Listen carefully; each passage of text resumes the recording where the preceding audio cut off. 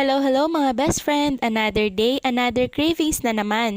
5:30 na nga ng hapon at pauwi na sana ako pero may bumulong sa akin. Ililibre daw niya ako. Ay syempre, for the go na agad tayo. Hindi na natin kailangang patagalin kapag mga ganong klaseng usapan. Wala muna tayong luto serye for today. Kaya naman samahan niyo ulit ako sa isa na namang katakawan. Dito nga pala kami pumunta sa Shawarma Street.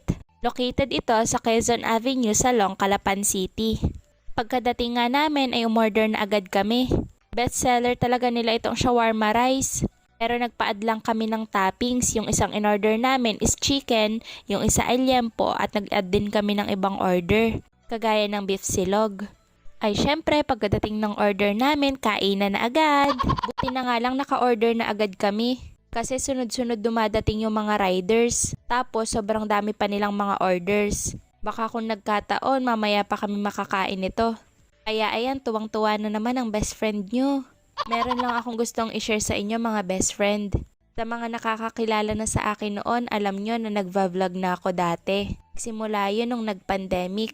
Kasi halos lagi talaga akong nasa bahay noon. Kahit na may trabaho ako, nakaschedule yung pagpasok ko.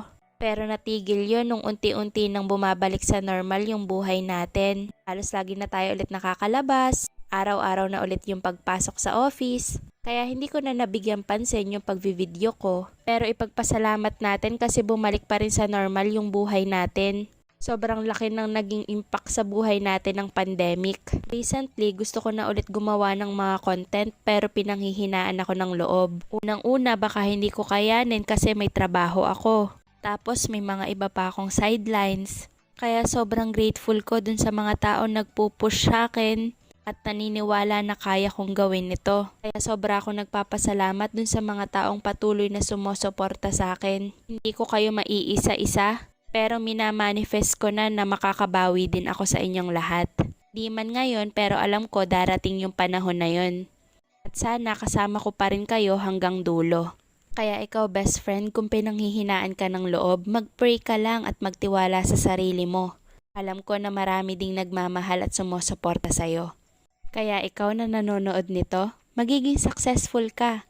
Magiging successful tayong lahat. Kaya huwag kang panghihinaan ng loob. Lahat ng pinagdadaanan mong pagsubok ngayon, part yan kung bakit ka magiging matibay in the future.